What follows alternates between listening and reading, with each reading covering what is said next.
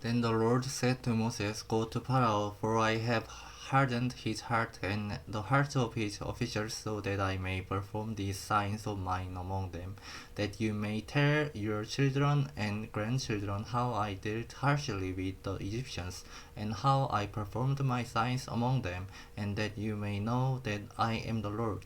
So Moses and Aaron went to Pharaoh and said to him, This is what the Lord, the God of the Hebrews, says, How long will you refuse to humble yourself before me? Let my people go, so that they may worship me. If you refuse to let them go, I will bring locusts into your country tomorrow. They will cover the face of the ground so that it cannot be seen.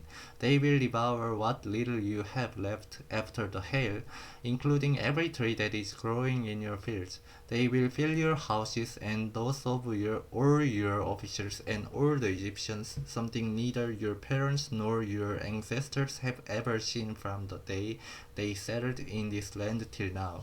Then Moses turned and left Pharaoh.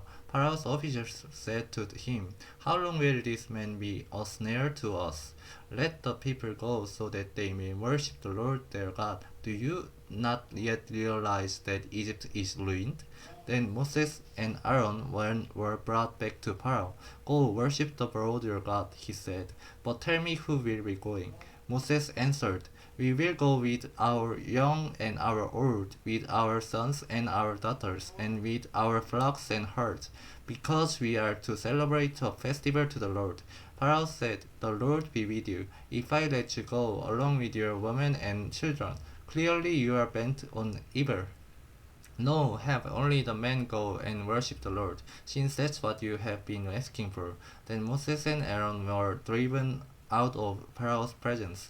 And the Lord said to Moses, Stretch out your hand over the Egypt, so that locusts swarm over the land and devour everything growing in the fields, everything left by the hail.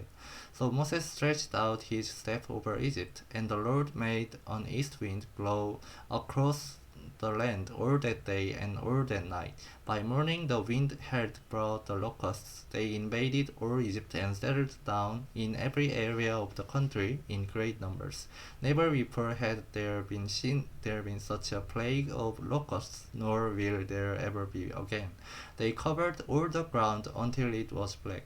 They devoured all that was left after the hail, everything growing in the fields and the fruit on the trees. Nothing green remained on tree or plant in all the land of Egypt. Pharaoh quickly summoned Moses and Aaron and said, I have sinned against the Lord your God and against you.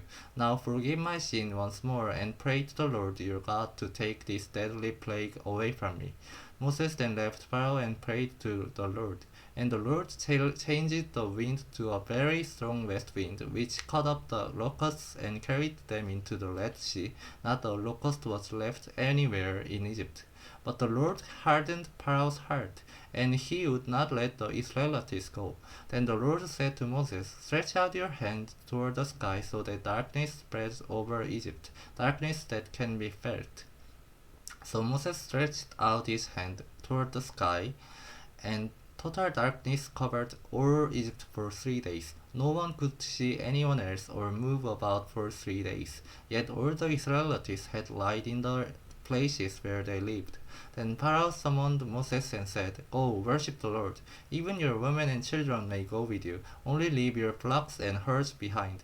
But Moses said, You must allow us to have sacrifices and burnt offerings to present to the Lord our God.